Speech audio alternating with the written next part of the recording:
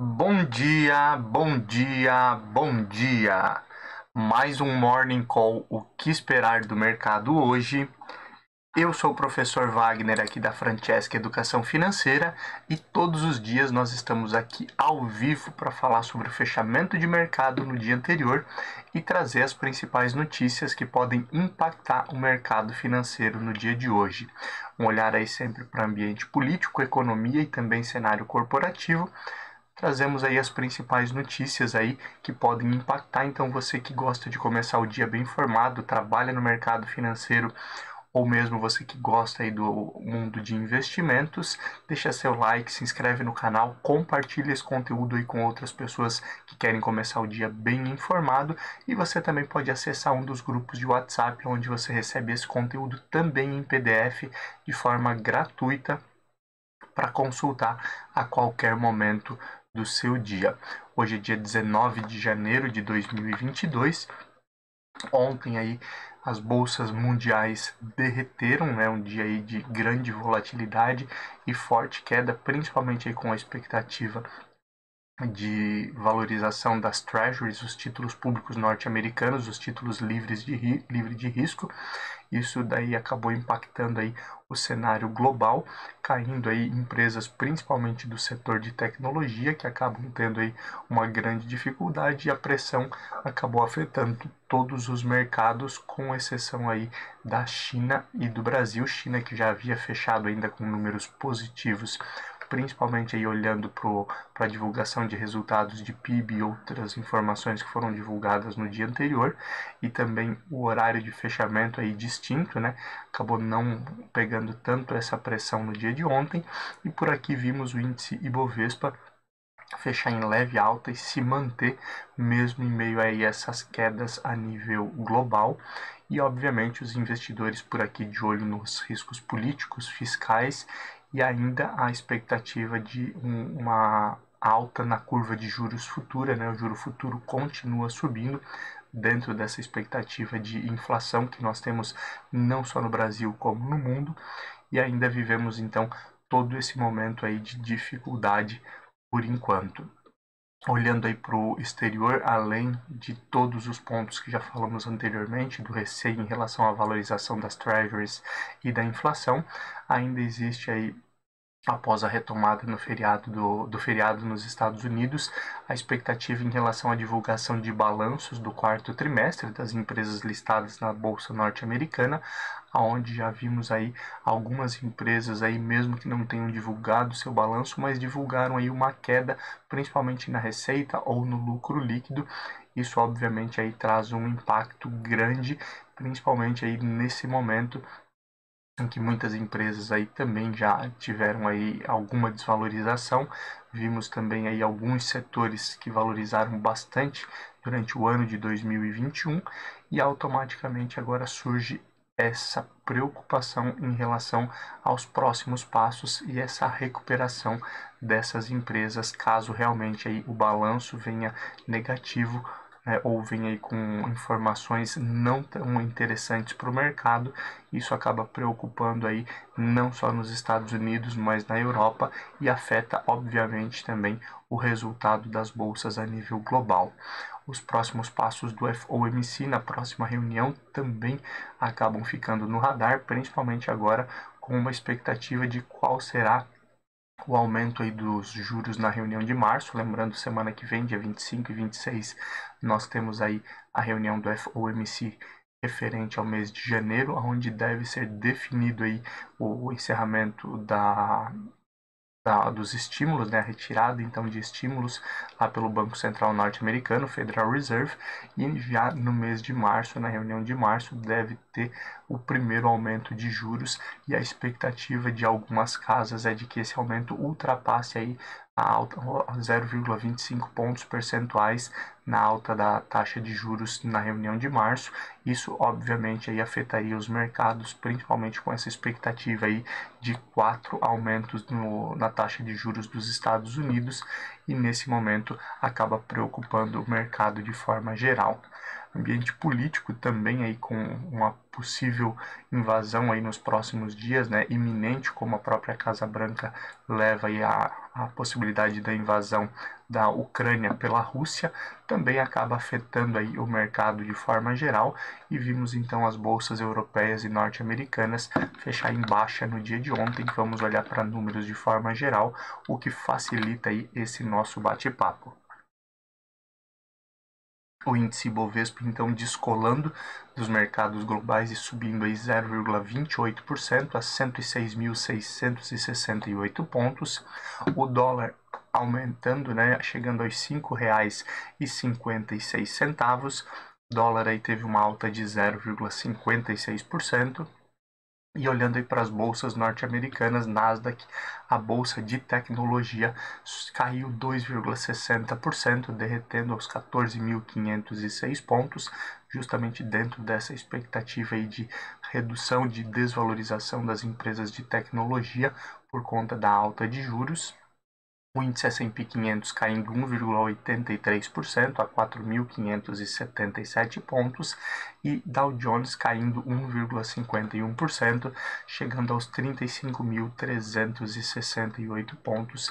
Esses são os números aí das bolsas norte-americanas no dia de ontem. Olhando para a Europa, o euro também subiu 0,79%, chegando aos R$ 6,31, após alguns dias consecutivos aí de queda.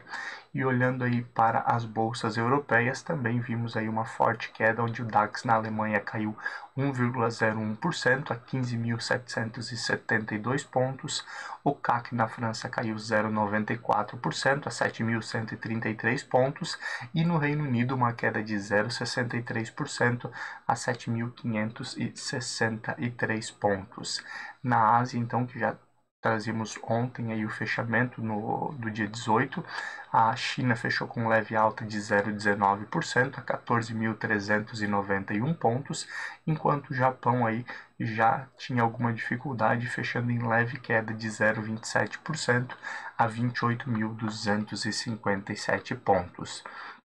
Olhando aí para o cenário de cripto, mesmo em meio a toda essa volatilidade, também as criptos aí se descolaram um pouquinho no dia de ontem, né? Falávamos na semana passada sobre essa correlação que tem aumentado, correlação positiva em relação à bolsa de valores e o cenário e as criptomoedas, ou as principais criptomoedas, mas ontem também vimos aí um descolamento nesse sentido. E olhando para fechamento aí do dia 18, o Bitcoin aí fechava com alta de 1,73%, enquanto o Ethereum aí tinha uma lateralização positiva de 0,02%. Olhando aí para commodities, o preço aí do petróleo futuro também subindo bastante, voltando aí à casa aí do ano de 2014, 2015, 2014 aí, os principais indicadores de petróleo futuro, e a negociação do Brent ontem fechou a $88,50. Enquanto isso, o WTI também subindo, chegando aos $85,92, o que também acaba afetando aí diversos mercados, tanto com valorização de companhias petrolíferas, no caso do Brasil, né, com um peso gigante aí de algumas companhias, como é o caso da Petrobras, e ao mesmo tempo preocupando em relação aos pontos de inflação que podem também impactar diversos países, principalmente aqueles em desenvolvimento. Índice S&P 500 VIX retomando aí após o feriado com forte alta de 18,76%, chegando aos 22,79 pontos ontem. Lembrando, o índice VIX, o famoso índice do medo, ele mede o risco, a volatilidade do mercado de ações, e quanto maior o índice, maior esse risco. Por isso aí uma preocupação, visto que ele também passa aí dos 20 pontos, então começa a ficar mais difícil aí a mensuração e a expectativa, né? Desenhar aí a expectativa para os próximos passos aí do mercado de renda variável. Metais futuro, nós tivemos o ouro ontem fechando a negociação a $1.813,50 a onça. Alumínio futuro também subindo aí a $3.015 a tonelada, e o ferro refinado também voltando a subir, as commodities também seguindo aí o movimento aí de retomada e de crescimento aí da indústria chinesa. Ontem aí fechou o ferro refinado, negociação futura para fechamento de janeiro de 2022 a 127 dólares e 48 cents a tonelada. Olhando agora um pouquinho aí para o fechamento das ações que compõem o índice Bovespa no dia de ontem, as principais altas aí vindo de setores que acabam estando ligados às vezes a commodities, né? Prio 3, PetroRio subindo 4,82% a R$ 23,92.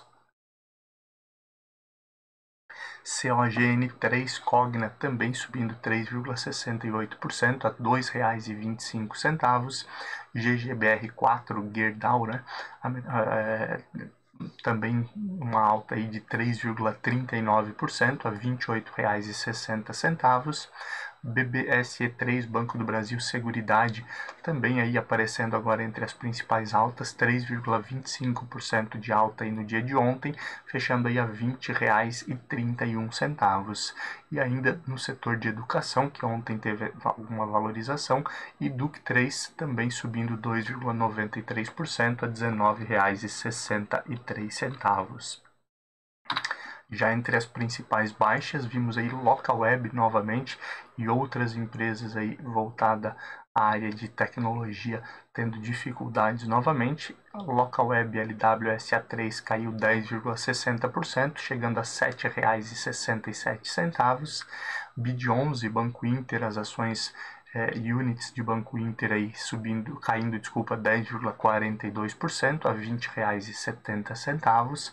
Alpa 4, Alpargatas aí, terceiro dia consecutivo entre as principais baixas, chegando aos R$ 28,54 após mais uma queda de 7,87%. BRFS 3, Brasil Foods caindo 5,77% a R$ 23,32. E por fim, entre as principais quedas, NTCO3 Natura, que caiu 4,66% a R$ 20,24.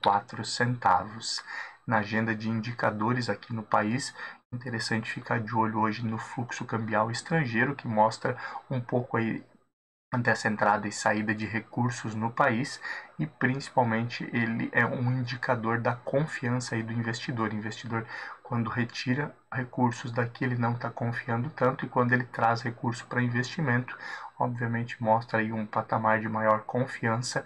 Então é interessante ficar de olho nesse indicador no dia de hoje. Obviamente, aí, com todo esse cenário de valorização aí das Treasuries lá nos Estados Unidos, existe aí uma tendência maior de que o indicador de fluxo cambial estrangeiro nos próximos meses deva ser menor, tendo aí uma disposição maior para a saída de recursos ao invés de entrada de recursos aqui no país. E já olhando para fora, para o exterior, hoje temos alguns indicadores importantes, principalmente aí olhando para a expectativa de inflação a nível global, o índice de preços ao consumidor e o índice de preços ao produtor lá no Reino Unido, IPC e IPP, divulgado aí no dia de hoje. O IPC, índice de preços ao consumidor, já foi divulgado, ele veio aí acima da expectativa, fechando aí na maior alta desde 1992, e obviamente acaba trazendo um pouco de preocupação em relação à retomada e à inflação na Europa. Índice de preços ao consumidor na Alemanha também será divulgado no dia de hoje, e temos discurso aí de membros do Banco Central Europeu, e aqui vale aquele reforço que fazemos aqui já quase que diariamente. O Banco Central Europeu, né, pode aí dar alguns parâmetros aí das decisões das próximas reuniões, visto que a inflação continua em alta no país, e podemos aí ter uma definição diferente do que a presidente do Banco Central Europeu, Christine Lagarde, trouxe aí no ano de 2021, aonde não havia uma perspectiva de aumento na taxa de juros para 2022. Com essa expectativa de inflação ainda em alta na Europa, na zona do euro como um todo, existe aí a possibilidade de haver uma mudança nesse sentido para controlar um pouco a questão do consumo lá na Europa. Olhando também para os Estados Unidos, hoje tem o indicador aí de licenças aí para construção civil, né, e o indicador aí de quantidade de de imóveis novos, lembrando aí durante a pandemia e principalmente com a expectativa de baixa aí da taxa de juros, como nós tivemos durante todo esse período e estímulos nos Estados Unidos, o setor de construção civil retomou muito rápido, com muitas pessoas trocando imóveis, comprando um segundo imóvel ou também mexendo e reformando as suas casas. Tudo isso aí mexe com a questão de licenças para construção e reforma. Isso aí mexeu bastante e auxiliou muito a retomada econômica do país, mas agora com essa expectativa de aumento de juros também podemos ter um panorama diferente, então é interessante ficar de olho nesse indicador, nesse e nos próximos meses também. E temos aí discurso de membros do BOE Bank of England lá no Reino Unido também no dia de hoje, que pode também dar um panorama aí sobre os próximos passos aí do BOE. Lembrando, o Bank of England foi aí o primeiro grande banco central a nível global a aumentar a taxa básica de juros aí no final do ano de 2021, então vale a pena ficar de olho nesse discurso e nos desdobramentos que podemos ter olhando aí para a União Europeia e para a zona do euro como um todo. Ambiente político e tudo aquilo que pode mexer com o mercado financeiro no dia de hoje e durante essa semana. O ministro Alexandre de Moraes, do STF, Supremo Tribunal Federal, estendeu o prazo, dando mais 10 dias aí no máximo para o presidente Jair Bolsonaro prestar depoimento aí por conta do vazamento de informações sigilosas sobre o inquérito aí da invasão ali que ocorreu no STF. Lembrando, o presidente Jair Bolsonaro, em uma das suas lives e também em entrevistas, trouxe esse dado e informações referente a isso, enquanto criticava a questão das urnas eletrônicas e dizia que não era confiável. Esse inquérito corria em segredo de justiça, então nem mesmo o presidente poderia ter divulgado essas informações, e agora aí novamente aí esse atrito, principalmente por conta do ministro Alexandre de Moraes acelerando aí o prazo para que o presidente Jair Bolsonaro preste depoimento em relação a isso. Obviamente aí esses desdobramentos podem ampliar as rusgas, a discussão entre o STF, principalmente o ministro Alexandre de Moraes, e o Executivo, como nós tivemos aí no mês de agosto, setembro aí do ano passado, e depois teve uma pequena redução, foi colocado panos quentes aí e diminuiu então um pouco aí os atritos e acusações aí mútuas que aconteciam aí durante o ano passado. Continuando aqui, mesmo em meio a críticas do Centrão, o presidente Jair Bolsonaro, a princípio, não deve reconduzir aí o Abraham Weintraub ao cargo aí do Banco Mundial. Inicialmente, aí as críticas e as discussões começaram aí pela expectativa e pela ideia do Abraham Weintraub concorrer ao governo de São Paulo, que não era uma das situações aí que o presidente Jair Bolsonaro queria que acontecesse. O Centrão também fez alguma pressão nesse sentido e, a princípio, aí ele não deve ser reconduzido ao cargo. Obviamente, aí a dança das cadeiras, assim como falamos já há algumas semanas, deve começar em breve em diversos ministérios, e também cada vez mais a situação aí de discussões e indicações políticas aí para compor os ministérios e diversas outras cadeiras aí que podem vagar nos próximos meses por conta das eleições estaduais, e também aí para o Senado, que pode mexer bastante aí nesses ministérios. E obviamente no ano passado vimos aí inclusive o Abraham Weintraub depondo na CPI da Covid, e diversos outros pontos aí que geraram alguns atritos. Então isso obviamente aí pode mexer com o mercado financeiro, aonde o próprio Weintraub criticava aí o presidente Jair Bolsonaro durante essa semana. Podemos então ter desdobramentos nesse sentido, vale a pena ficar de olho para acompanhar o que acontece no mercado financeiro e na política. Ministros aí do TSE, o ministro Edson Fachin, que agora assumiu o TSE, o Tribunal Superior Eleitoral, se reúne com outros ministros aí para discutir o funcionamento e até mesmo a possibilidade aí de banir o Telegram aqui no Brasil. O Telegram Na verdade, o próprio governo federal, através aí da Câmara e do Senado, olhando aí para a disseminação de fake news e outros problemas aí que nós já vimos no passado, notificou diversas empresas por conta aí dessa disseminação de fake news que acontece. Isso pode afetar aí o processo eleitoral brasileiro, mas pelo fato aí do Telegram não possuir uma sede aqui com representante aqui no Brasil, essa comunicação fica mais difícil. Eles foram notificados ali lá em Dubai, né, nos Emirados Árabes Unidos, onde é a sede do Telegram, mas tem alguns desdobramentos aí que precisam ser discutidos e o TSE, o Tribunal Superior Eleitoral, então não descarta, caso não haja aí um acordo de colaboração nesse sentido, né, para prevenir fake news, principalmente dentro aí da questão do sistema eleitoral brasileiro. Se não houver aí esse apoio e, e essa ideia aí do Telegram cooperar com esses próximos passos aí que o TSE planeja em relação aí ao controle de fake news, podemos ter o banimento então da ferramenta aqui no país. Vale a pena ficar de olho então nas discussões e nos desdobramentos disso aí, próximos passos que podem afetar o mercado e também afetar o sistema financeiro. A rede, né, partido aí da Marina Silva, a princípio aí desistiu da proposta de indicar a candidata como vice, né, candidata a vice-presidente aí na chapa junto com o PDT, aonde teria aí o Ciro Gomes. Ontem falávamos que o Ciro Gomes até na sexta-feira deve ser oficializado aí em um evento em Brasília como candidato aí, o pré-candidato à presidência pelo PDT, e a princípio já havíamos falado aqui sobre essa negociação entre Rede e PDT. Agora a Rede desistiu. Isso obviamente pode mexer aí com os próximos passos do processo eleitoral e consequentemente mexer com o mercado financeiro. Vale a pena ficar de olho também nesses desdobramentos. E por fim, falando aí de política, o PL também aí nessa aproximação do presidente Jair Bolsonaro com o Centrão, garantiu aí a indicação, né, do presidente para o Banco do Nordeste. Essa aí era uma discussão também antiga que já falávamos aqui. Tivemos aí vários atritos durante o ano de 2021 no Banco do Nordeste, o BNP, e o BNB, e basicamente aí muitos partidos disputavam aí o cargo aí para a indicação do cargo de presidente aí do Banco do Nordeste, e ficou então aí ao PL, e obviamente isso mexe com o mercado.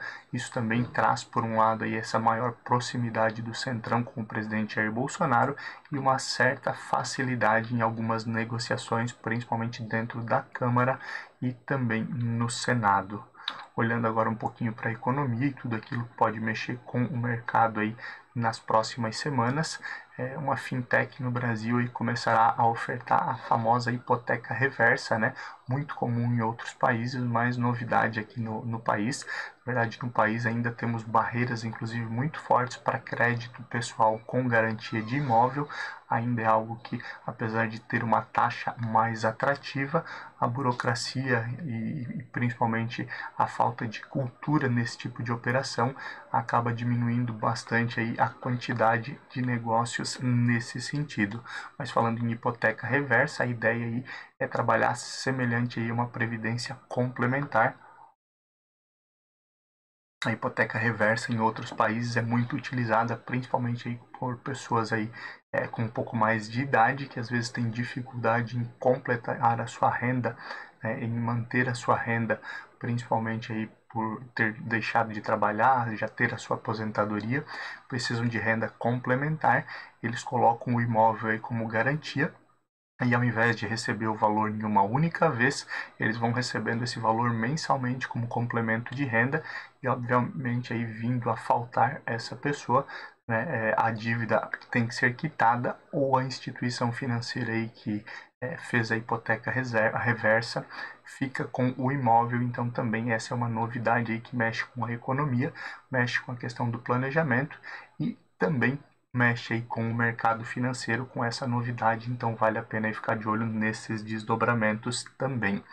os T-Notes, né, os títulos públicos norte-americanos, as Treasuries, de até 10 anos, né, lá nós temos basicamente 4 tipos de títulos, né, os T-Bills, os T-Notes e os T-Bonds, que são títulos aí atrelados e pós-fixados, e também tem os TIPS, que são os títulos de inflação. T-Notes aí são títulos de até 10 anos, de 2 a 10 anos, na verdade, e os T-Notes aí voltam a alcançar aí a maior alta de rentabilidade desde o início da pandemia. Com isso, com essa valorização não só dos T-Notes, mas que são os principais, os T-Notes e os T-Notes e os T-Bonds, desculpa, né, às vezes foge aí as informações de imediato. Os T-Bonds e os T-Notes, que são os títulos de maior prazo lá, são os mais buscados, né? Um de 10 e o outro de 30 anos. Eles voltam a ter forte valorização aí durante o período desde o início da pandemia, e com isso, como os títulos norte-americanos, as Treasuries, são tidas basicamente como os títulos livres de risco, eles continuam pressionando aí os outros ativos, que são chamados ativos com risco, né? Ativos com risco e com maior risco.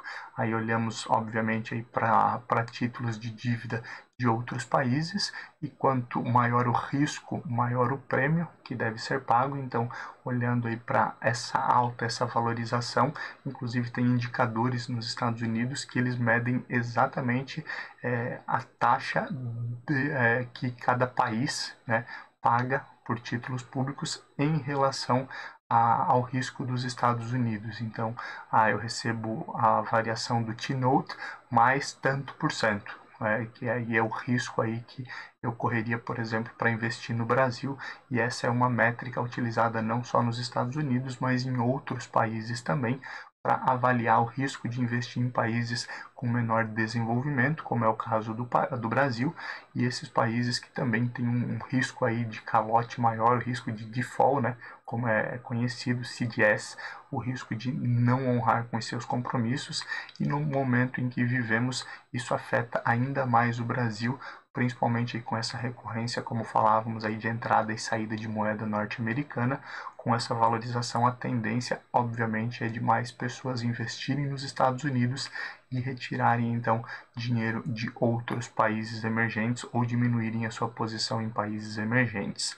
Continuando, alguns economistas aí têm discutido bastante a atuação principalmente do Copom, Comitê de Política Monetária, e a eficácia no aumento da taxa de juros, principalmente em meio aí a novas expectativas de que a inflação pode continuar alta. Já falamos diversas vezes aqui, o governo tem várias formas aí de controlar a inflação, algumas delas o próprio governo, como políticas fiscais. O Banco Central utiliza as políticas monetárias, basicamente para tentar controlar a inflação. A ideia é retirar dinheiro aí de circulação para que as pessoas consumam menos. As pessoas consumindo menos, a tendência é que reduza-se o preço, porque equilibra a oferta e demanda. Temos já uma perspectiva de alta, né? Ano passado aí tivemos várias altas na inflação, saímos dos 2% da inflação e também da taxa Selic, saímos dos 2% até os 9,25%, expectativa de continuar esse processo do Banco Central de apertar a política monetária e subir a taxa de juros, mas se ainda tivermos aí políticas mais populacionistas, né, que injetem dinheiro na economia através de novos recursos ali, como o aumento que nós tivemos recente aí do Bolsa Família, como nós tivemos no ano passado, também os valores destinados aí por conta da pandemia, né, que as pessoas que ficaram sem trabalho, esses recursos que foram injetados, se continuar esse tipo de estímulo, acaba automaticamente tendo mais dinheiro em circulação, as pessoas consumindo novamente, e perde-se aí essa questão da política monetária, que tende aí a frear esse consumo. Isso acontece não só no Brasil, mas no mundo inteiro, mas por aqui a discussão começa a ficar maior, visto que a expectativa de juro futuro nos últimos dias tem subido cada vez mais, por conta dessa expectativa também maior de inflação. E aí entramos no último tópico aqui, que é justamente aí o preço do petróleo, que já chegou em patamar lá do ano de 2014.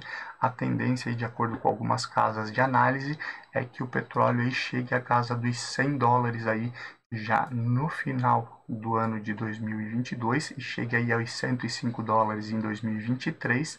Isso obviamente traz também um peso muito grande aí para a questão de inflação no Brasil. Ano passado aí um pouco mais de 40% da inflação acumulada no ano veio do transporte, e o maior peso no transporte, obviamente, o combustível, onde nós tivemos aí 7 altas consecutivas no preço do combustível, um aumento aí de mais de 50%, mais de 40%. Isso obviamente pesa aí nesse resultado, e mantendo o atual cenário, um dólar elevado e o petróleo chegando ou ultrapassando os 100 dólares, com certeza a questão da inflação ainda vai pesar bastante aqui no país, então vale a pena ficar de olho nesses e em outros desdobramentos que ainda traremos aqui. Olhando um pouquinho para o ambiente corporativo, o setor de energia tem se movimentado bastante, né? E falamos bastante desse setor aí nas últimas semanas. Algumas dificuldades, obviamente, existem por conta também da crise hídrica que tivemos. A crise hídrica, nesse momento, não tem sido tão falada por estarmos em um período de maior chuva, mas, ao mesmo tempo, o abastecimento dos reservatórios pode ser comprometido novamente aí durante outros períodos do ano, e muitas empresas, muitas distribuidoras também têm buscado outras alternativas. Algumas associações e empresas buscam olhar agora para investimentos na casa dos 600 milhões somente em 2022 aqui no Brasil, olhando aí para transformar o lixo em energia. Esse aí é um projeto aí que já existe em muitos países do mundo, não é tão comum aqui no Brasil, mas essa expectativa aí, ela pode aí vir a suprir até 3% aí da necessidade de energia elétrica no Brasil, isso utilizando aí basicamente o lixo, né? Obviamente são investimentos grandes que precisam ser feitos. Inicialmente aí fala-se de 600 milhões aí em investimento para criar 120 usinas no Brasil, e que pode chegar a suprir até 3% aí dessa demanda de energia que nós temos no país. Isso também daqui a pouco virando aí algo mais comum e tendo mais empresas buscando aí esse tipo de oportunidade. Não é recomendação de compra, não trazemos nunca aqui recomendação de compra ou venda, mas é interessante ficar de olho nos movimentos que podem mexer positiva ou negativamente aí com setores do ambiente corporativo. A Neo Energia também, ainda dentro desse setor, iniciou aí a montagem do maior parque eólico do país. Isso também olhando aí para energias alternativas ou fontes de energia alternativa, né? Buscando aí muitas empresas, energia solar, energia eólica, bastante, para sair um pouco aí da necessidade aí das usinas hidrelétricas que foram afetadas aí pela crise hídrica, e também dentro dessa mesma realidade aí fugindo aí das térmicas, né, que também tiveram que ser acionadas aí durante o ano de 2021 com bandeira vermelha 1, bandeira vermelha 2, e até mesmo a bandeira de escassez por conta do aumento de custos, visto que teve que ser acionado aí as usinas térmicas aí para a produção de energia. Então vale a pena ficar de olho nesses desdobramentos também. A Microsoft ontem anunciou inclusive aí uma aquisição até polêmica, né? E uma das maiores aquisições aí da companhia. A companhia adquiriu aí a Activision, empresa aí de jogos de videogame, e a Activision, e a ideia da Microsoft é estar preparada aí principalmente para o metaverso e para a nova era aí de jogos, de games que deve existir aí no metaverso. O metaverso que tem sido uma das grandes tônicas do final do ano passado e do início desse ano, com muitas empresas investindo para já estarem preparadas e atuantes no metaverso. Vale a pena também ficar de olho nesses desdobramentos. Olhando também aqui um pouquinho para o setor de incorporadoras e construtoras, com os lançamentos aí que ocorreram em 2021 e a expectativa de uma desaceleração em 2022, a Curry tem assim um certo receio em relação à expectativa e o planejamento aí de lançamentos aí imobiliários no ano de 2022. O ano de 2021 foi recorde tanto em lançamentos quanto vendas da companhia, que é listada em bolsa, mas agora existe um receio sobre qual será o desdobramento e qual será o volume dos lançamentos em 2022, visto que a companhia tem receio de, pelo cenário econômico e aumento de taxa de juros, muitos imóveis ou muitos empreendimentos iniciarem e não haver comprador para esse tipo de imóvel posteriormente, então também vale a pena ficar de olho nesse setor. E fechando aqui o nosso ambiente corporativo, o CAD aí anunciou que abriu investigação aí contra a Petrobras pelo aumento de preços dos combustíveis. A ideia do CAD é avaliar se a companhia aí tem atuado de forma incoerente e abusiva com o aumento de preços aí nos combustíveis lá na refinaria. Lembrando, a Petrobras ela tem aí desde a época do governo Temer, né, foi mudada a precificação da Petrobras e ela utiliza aí o padrão internacional, olhando aí o dólar e o preço do barril de petróleo para determinar também qual é o preço do insumo, né, que sai da refinaria, ou seja, do combustível, seja aí diesel ou gasolina que sai da refinaria. E por isso aí tivemos as altas, né, chegando aí em alguns lugares a mais de R$7 o preço do litro da gasolina e impactando aí bastante a economia. Isso também pode, óbvio, essa investigação do CAD mexer aí com a questão da Petrobras e com o resultado da companhia, que bateu recorde em dividendos em 2021 e tem uma expectativa também de alto dividendo a ser pago em 2022. Vale a pena então ficar de olho nesses desdobramentos. 6h28 da manhã, nos empolgamos hoje com bastante assunto. Vamos olhar rapidinho aí para abertura e fechamento de mercado. Nós temos aí as bolsas asiáticas fechadas, a China fechando em queda e depois de 2 dias consecutivos de alta, sendo impactada agora sim pela evolução das treasuries e expectativa aí dos próximos passos do Banco Central Europeu e principalmente do Federal Reserve lá nos Estados Unidos. Bolsa chinesa fechou com queda de 1,28% a 14.207 pontos. Olhando ainda na Ásia, a bolsa Nikkei no Japão fechando também em queda, uma queda mais acentuada, né, acompanhando o resultado de ontem das bolsas globais. Nikkei fechou com queda de 2,80% a 27.467 pontos. Demais mercados também com expectativa aí de cenário negativo no dia de hoje, um pouco melhor do que o cenário que tivemos ontem, né? As quedas aí operando mais próximo aí da estabilidade, as principais bolsas.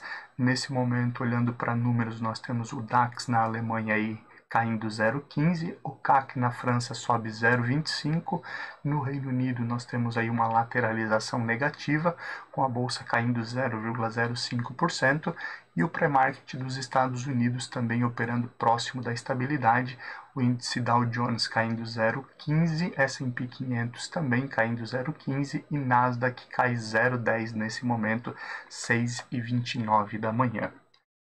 Índice Bovespa, a princípio, deve seguir as bolsas internacionais, mas o cenário interno pode potencializar resultados, trazer também um descolamento, igual vimos no dia de ontem. O mercado, na verdade, é soberano e muitos dos indicadores que falamos que vale a pena ficar de olho hoje podem impactar esse resultado. Obrigado pela sua companhia, você que nos acompanha aqui diariamente. Hoje passamos um pouquinho do tempo, peço desculpa, mas era bastante coisa aí para falarmos. E amanhã estamos novamente aqui a partir das 5h50 para mais um bate-papo aí, olhando para tudo que aconteceu no dia de hoje e o que podemos esperar para o dia de amanhã. Bons negócios e até lá. Tchau, tchau.